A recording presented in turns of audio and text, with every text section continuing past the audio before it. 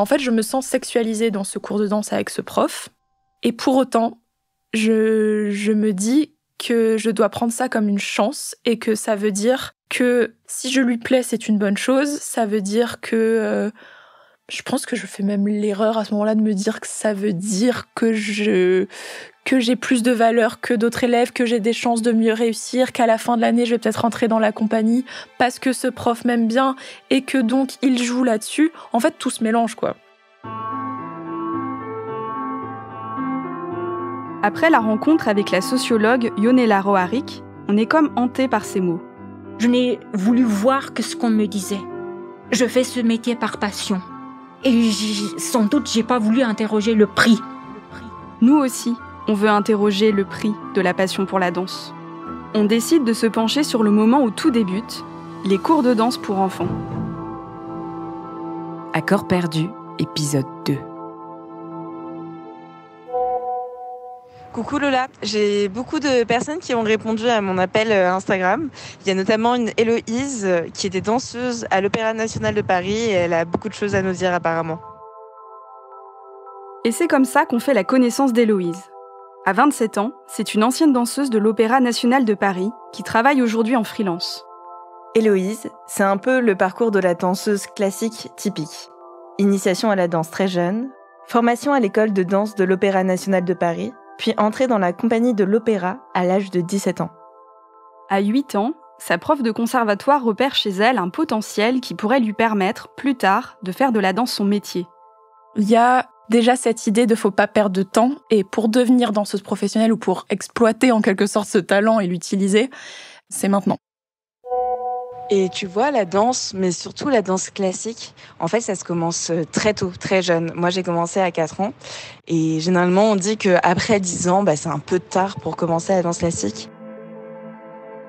À cet âge-là, Héloïse ne sait pas encore si elle veut devenir danseuse professionnelle, mais elle est séduite par l'idée de danser tous les jours. Elle se lance alors dans le concours de l'Opéra de Paris. Faut que tu saches que c'est un concours vraiment très difficile à avoir, hyper élitiste, et en fait, les participants et les participantes sont hyper jeunes. Il y a un premier tour, un premier examen physique en quelque sorte.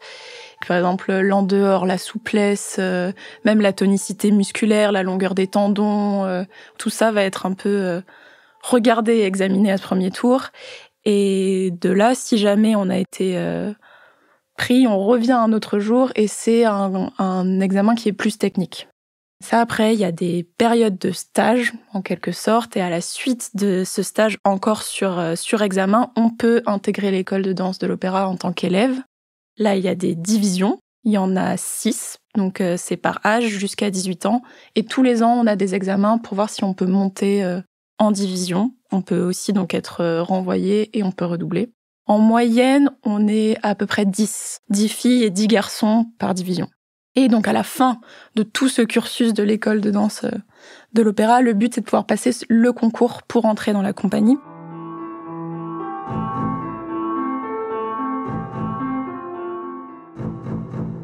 Héloïse est admise, elle peut intégrer l'école de l'Opéra National de Paris. Elle se souvient du jour où elle a appris la nouvelle.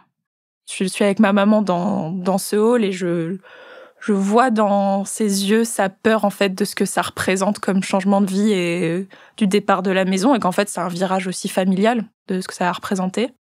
En fait, quand Héloïse parle du départ de sa maison, c'est parce qu'elle doit rentrer à l'internat à l'âge de 9 ans. Parce qu'en fait, le trajet entre l'école et chez elle est trop long.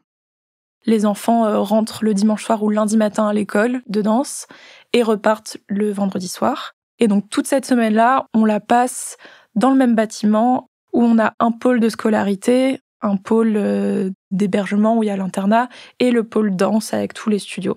Donc voilà, en fait, on passe notre semaine là-dedans, entre ces 3 endroits, entre nous, entre danseurs et danseuses de 8 à 18 ans. Là, du coup, c'est aussi la première fois de ma vie où je danse tous les jours. Tous les après-midi, en fait, sont dédiés à la danse. Je suis une petite fille plutôt pleine de vie, de joie et d'expression, en quelque sorte. Et c'est vrai que j'arrive à l'école de danse de l'opéra et c'est silence, quoi. On n'attend pas ça de toi, c'est pas ce qu'on veut. Et Il n'y a pas ce rapport à l'expression que moi je trouvais dans mes cours de danse juste avant. Et l'arrivée à l'école de danse de l'opéra, c'est la rencontre avec la discipline, quoi. En fait, faut que tu vois ce que ça représente un cours de danse classique. Il faut que tu arrives 1 heure en avance. Si tu arrives à l'heure du cours, tu es en retard. T'as les cheveux tirés en chignon, pas un cheveu qui dépasse, un juste corps, des collants roses et des demi-pointes où il ne faut pas qu'il y ait de petits lacets, de petits nœuds qui sortent. Une fois que tu arrives dans le cours, tu te tais, tu vas à ta barre et tu t'échauffes. Et ça, peu importe ton âge. Pour Héloïse, les règles sont partout au sein de l'école de l'Opéra de Paris, dans les studios, les salles de classe ou les couloirs. Parmi tous les codes que je rencontre dès l'arrivée à l'école de danse de l'opéra et ce à quoi il faut se plier, il y a la révérence, le salut envers chaque adulte qui passe dans l'école. Et en fait, nous, les élèves, on a le devoir de se lever et de saluer les adultes. Mais de saluer comme des danseuses et danseurs. Donc il y a vraiment le pied pointé derrière, les bras sur le côté, le salut où on se penche et on baisse la tête et le dos en fait devant l'adulte. En plus de ce cadre strict, Héloïse a tout à fait conscience à 9 ans qu'elle doit constamment faire ses preuves si elle veut avoir une chance d'aller jusqu'au bout du cursus. Et elle sait qu'elle n'a pas d'autre option que cette école si elle veut faire de la danse professionnellement. Sur le plan financier, il n'y a pas beaucoup d'alternatives compte tenu des moyens de ses parents, qui gagnent pourtant tout à fait correctement leur vie. C'est vrai qu'en France, il n'y a pas beaucoup d'écoles qui préparent gratuitement à faire de la danse à un niveau pro. Les cours de danse privés, c'est super cher et en plus, faut plein d'équipements. Il te faut plusieurs justes corps, des nouveaux collants et des chaussons de danse tous les mois. J'ai essayé de faire les calculs et quand j'avais 12 ans, une année de danse coûte à peu près 1 000 € à mes parents et au moins 500 € pour les équipements. La petite Héloïse a bien compris l'investissement que représente pour ses parents son rêve de danse. Mes parents dépensent déjà depuis quelques années beaucoup d'argent par rapport à leurs moyens pour que je puisse suivre ce cursus-là. 17-18 ans, c'est le moment où je peux rentrer dans la compagnie de l'opéra. Il faut que ça marche, ou sinon il faut que je fasse autre chose presque. Cette pression à réussir, couplée au cadre austère, crée beaucoup de stress chez la petite fille de 10 ans. Les mois passant, Héloïse se sent de plus en plus malheureuse à l'école. En fait, je sens ces pressions et ces attentes autour de tout ce que je fais, comment je me conduis, comment je suis. Toute la semaine, en fait, je suis observée et il y a cette pression-là, cette peur de pas bien faire, de pas bien être, de pas être sage, de pas être gentil, de pas être bon élève, de pas... Voilà, et tout ça, en fait, c'est de plus en plus fort et difficile à vivre pour moi et stressant. Et voilà, et du coup, en fait, au bout de cette deuxième année, c'est un trop-plein, et au fur et à mesure, il y a un état dépressif qui s'installe. Et en effet, du coup, ça va tellement pas au fur et à mesure. J'ai cette impression de suffoquer, de plus respirer, au point de développer une très grosse pneumonie, et d'avoir besoin de rentrer chez moi et d'être arrêtée pendant plusieurs semaines, voire plusieurs mois.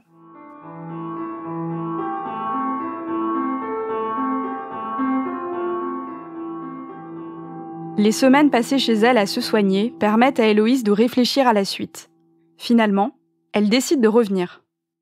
Donc je me dis, je veux être danseuse, c'est le début de la détermination, de l'ambition, de la rigueur et du travail aussi, même physiquement pour moi, et des rapports compétitifs. Donc là, c'est vraiment, je me mets dans le moule, j'y vais, alors que en fait, les 2 premières années, j'étais pleine de résistance par rapport à ça. Et à la suite de cette maladie et de cette sortie que je m'étais octroyée, je reviens, mais métamorphosée, quoi.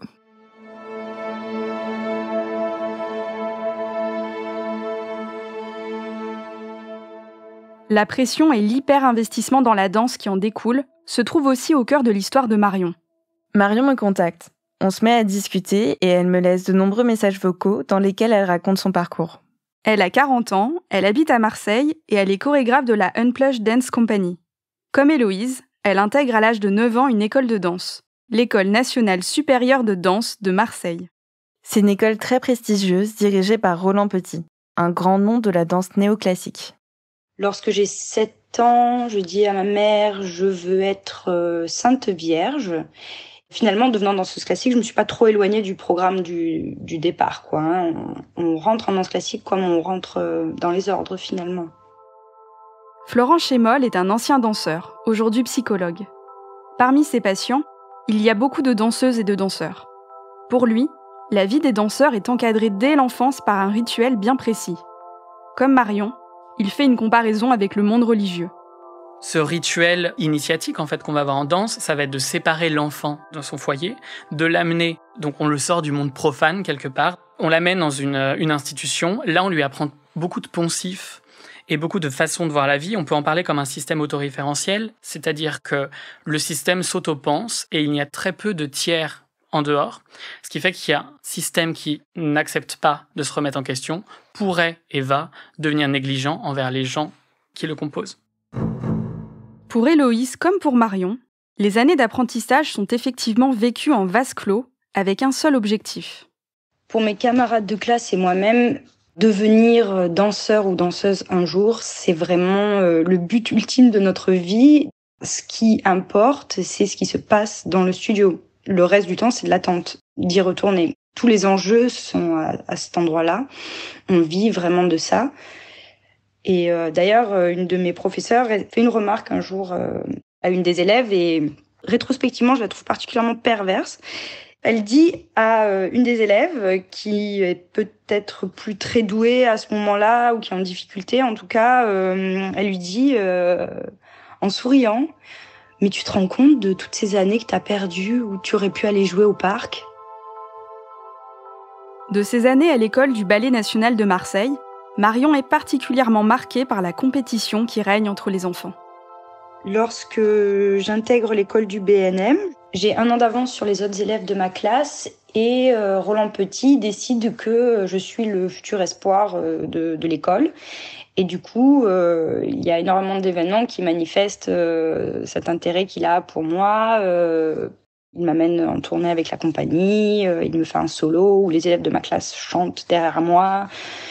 Il me porte dessus de tous les autres élèves pour la photo de l'école, des interviews, bref, c'est des événements comme ça qui s'enchaînent, qui font que, évidemment, les autres élèves, ils en ont marre de moi, quoi. Et du coup, c'est compliqué, je suis pas super appréciée et ça m'isole beaucoup. Et les élèves aiment bien inventer des choses que j'aurais dites pour pouvoir après m'en vouloir de quelque chose.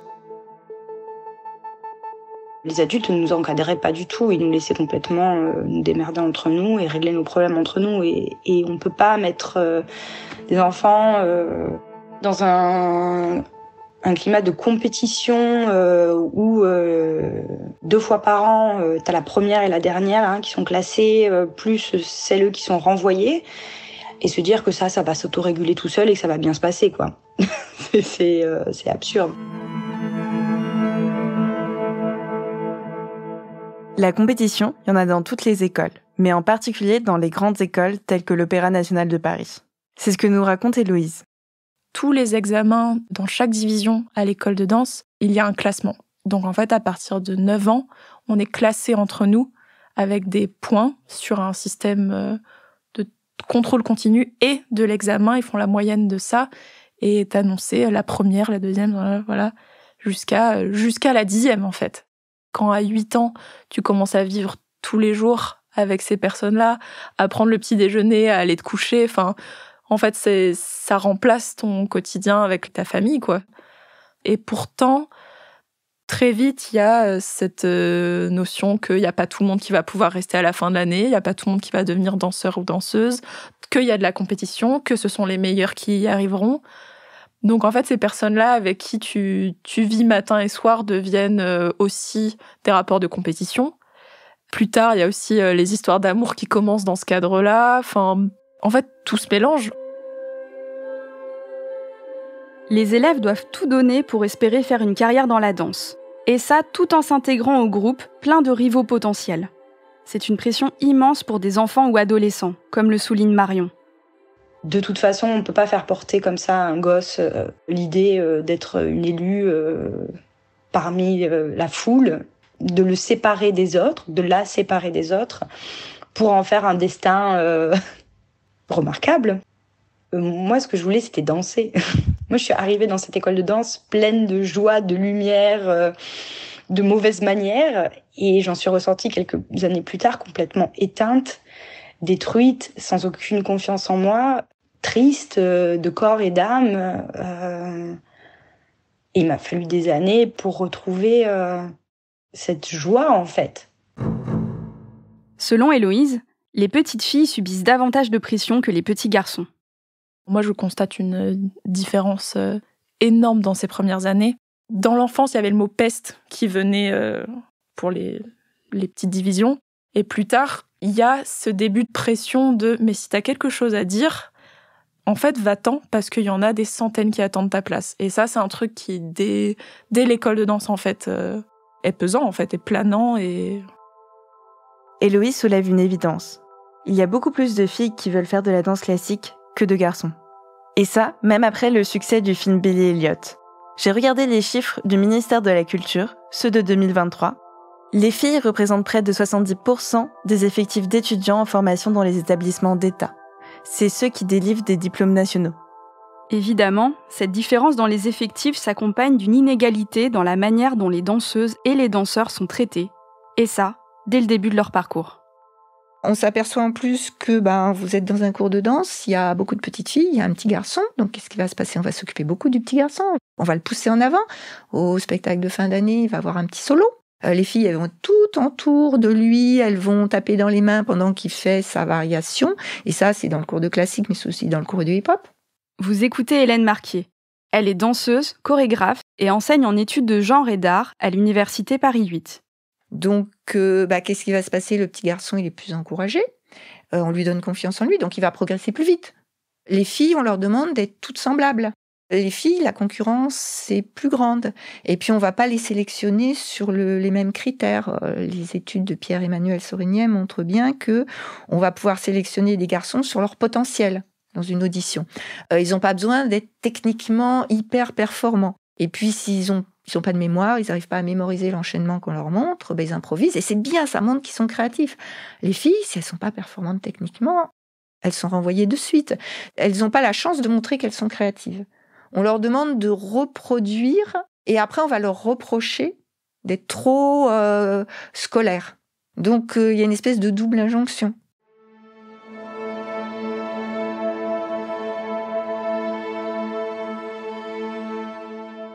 Dans ce contexte très dur, particulièrement pour les jeunes danseuses, le ou la professeure de danse prend une place très importante.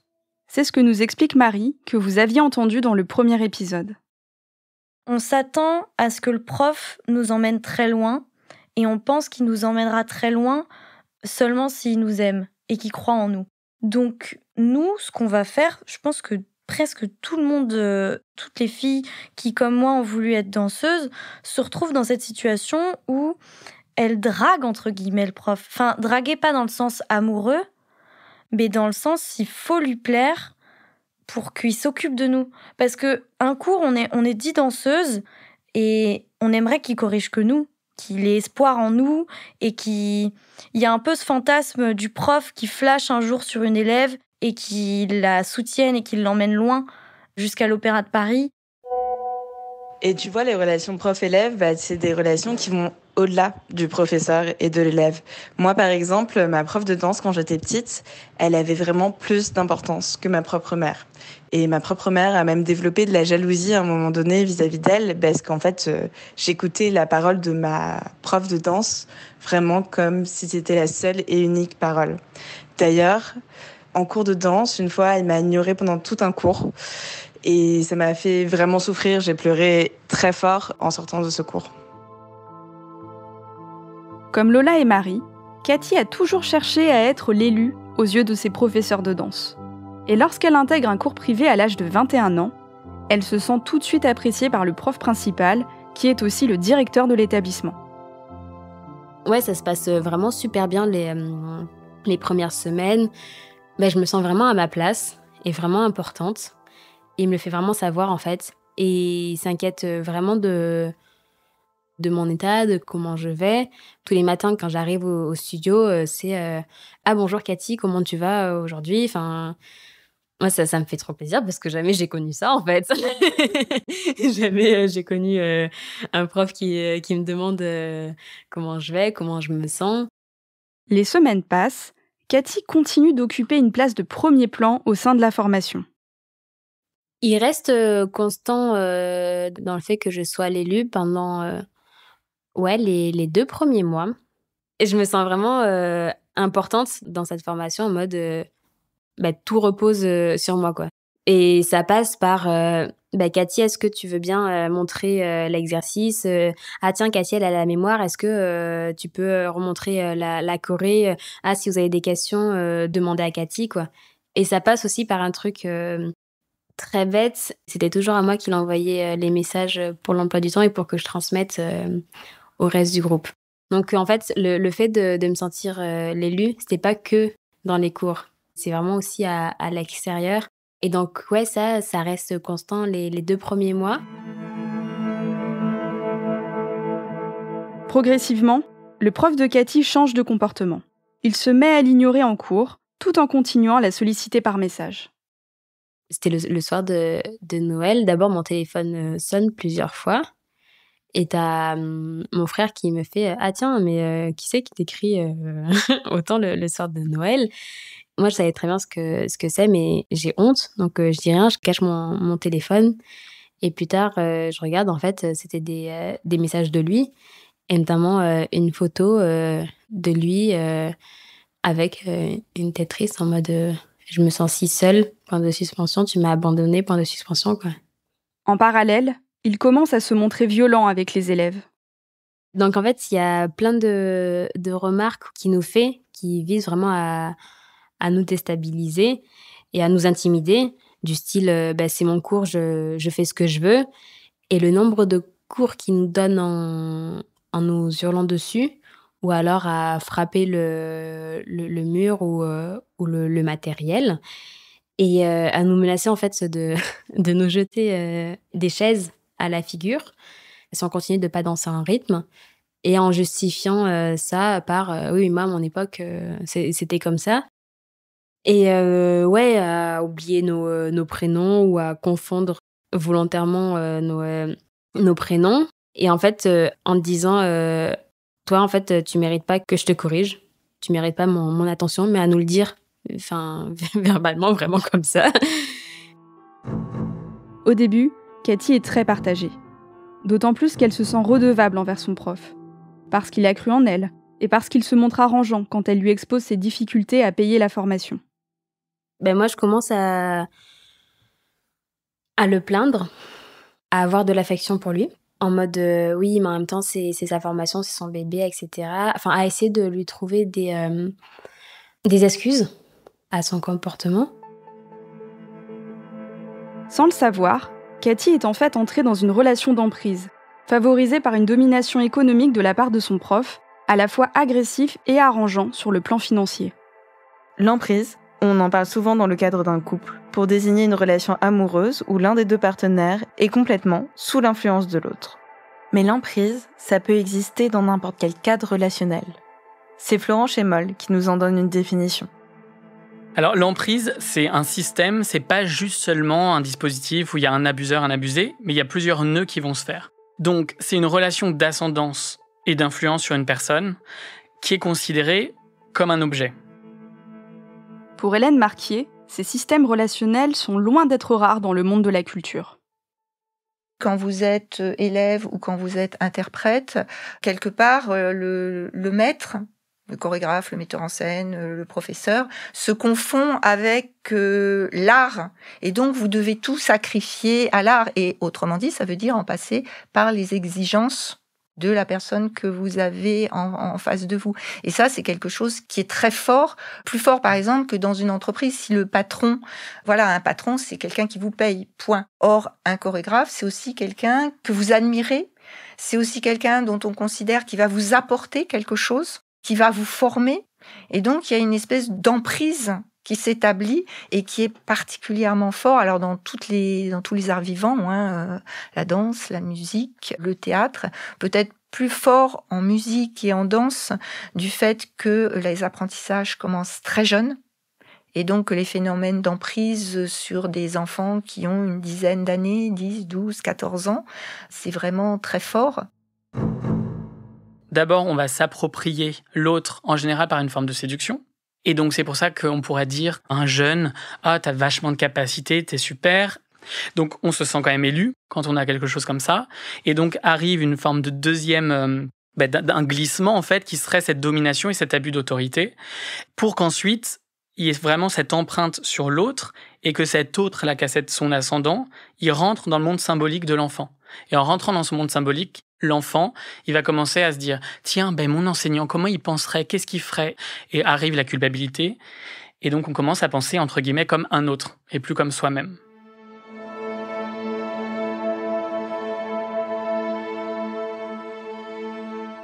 Selon Hélène Marquier, il est important dans tous les cas de clarifier un point. Ces histoires d'emprise, qu'elles aboutissent à des violences physiques et sexuelles ou non, ne reposent que sur une volonté de domination. C'est juste une question de pouvoir. Autrement dit, pourquoi on va s'attaquer à des danseuses ou à des danseurs qui sont très jeunes? C'est parce qu'ils se défendent moins bien. C'est pas de la drague, c'est pas du flirt, c'est pas du désir, c'est du pouvoir. Donc, c'est vrai que les petites filles, les petits garçons, c'est vulnérable. En plus, souvent, ils sont isolés parce que ils sont en internat où la famille n'est pas là, et puis ils sont pleins de la vocation, tout ça, on a envie, et puis on ne sait pas, on croit ses professeurs. Comment on peut construire ses propres repères, en plus quand personne n'est là pour en parler avec vous? C'est très très compliqué.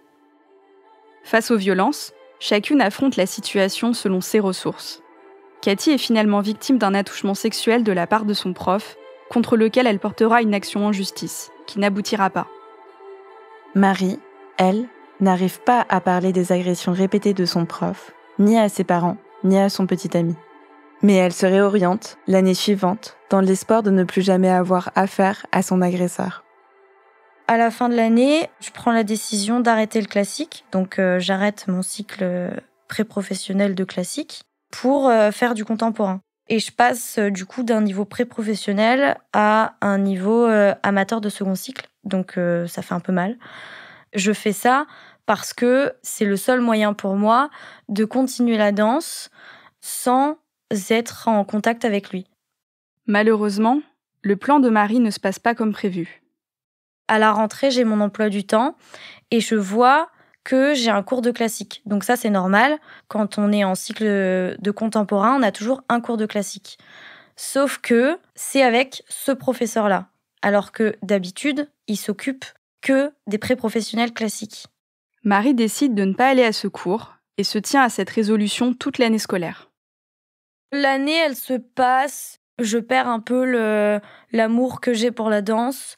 Donc, je vais de moins en moins en cours. En plus, les cours dans lesquels je suis, c'est des cours qui sont pas de mon niveau, avec des gens qui sont pas de mon âge. Donc, je m'ennuie beaucoup. Donc, j'y vais pas. On me prend un peu la tête toute l'année pour ce cours de classique auquel je ne vais pas. Donc, je suis un peu obligée de me battre toute l'année pour ne pas aller à ce cours de classique. Et voilà, toute l'année, je suis plutôt tranquille, même si je dois faire le deuil de mon rêve de danseuse. Et lors de l'examen de fin d'année, qui doit lui permettre de passer en cycle pré-professionnel en contemporain, Marie a une nouvelle surprise. Donc c'est un examen où il y a un jury extérieur au conservatoire qui vient. C'est important que ce soit un jury extérieur pour que justement, il n'y ait pas de préférence ou de choses négatives qui puissent arriver pendant ce jury-là. Donc je vais au conservatoire, je prépare mes variations. En fait, les variations, c'est des solos de danse, hyper connus, hyper codifiés, que toutes les danseuses apprennent à un moment donné de leur carrière. Je m'échauffe, et là, je vois mon professeur rentrer dans la salle et s'installer à la place du jury. Et là, j'hallucine complètement, je demande aux autres qu'est-ce qu'il fait là, et on me dit qu'il est jury pour cet examen. Et là, pour moi, ça me paraît évident qu'il est là pour moi, pour m'embêter, parce que normalement, c'est absolument interdit qu'il y ait en plus un prof que j'ai eu auparavant, il est interdit qu'il soit un jury comme ça. Et donc, je pleure, j'explique que je ne veux pas faire cet examen. On me console en m'expliquant que ça va aller, que c'est pas grave, qu'il est juste là, que c'est pas lui qui prend les décisions tout seul. Et donc je passe ma variation. Je pense que quand je danse, on voit très très bien que je suis en rage, que je fais que de le regarder comme si j'allais le tuer. C'est un moment vraiment où je l'affronte, en fait. Je l'affronte vraiment, et lui aussi m'affronte, parce qu'il me regarde de la même manière. On passe à l'examen, et là, il me pose des questions hyper compliquées, il utilise des mots hyper compliqués, et je sens qu'il essaye de me bloquer, qu'il essaye de me saboter, entre guillemets. Et moi, je le prends comme un combat, donc je me laisse pas du tout faire, et du coup, je réussis cet entretien à répondre à toutes les questions. Et voilà, je pars de mon examen, je me fiche complètement des résultats parce que moi, ce que j'ai dans la tête, c'est que il était là pour moi, il était là pour me dire qu'il était là et qu'il serait toujours là. Et je prends ça comme du harcèlement. Et je suis à 2 doigts de poser une main courante, ce que je ne fais pas parce que je trouve qu'il n'y a pas assez de justification pour le faire. Mais j'y pense quand même, je suis en rage. Et 1 semaine après, il y a une amie qui vient me voir et qui m'explique que pendant un cours de classique, il a dit aux autres filles qu'il était venu pour me montrer ce que c'était que de quitter ses cours pour me donner une leçon en fait. Il a dit aux élèves qu'il était venu à cet examen, qu'il s'était battu pour être jury dans cet examen, pour me montrer qu'on quittait pas ses cours comme ça. Voilà. Donc absolument anormal. Moi, à ce moment-là de la vie, je prends la décision d'arrêter la danse complètement. Mes rêves de danseuse, c'est plus mes rêves. Je décide de faire des études d'architecture. Et le jour de mon examen, c'est la dernière fois que je mets les pieds dans ce conservatoire.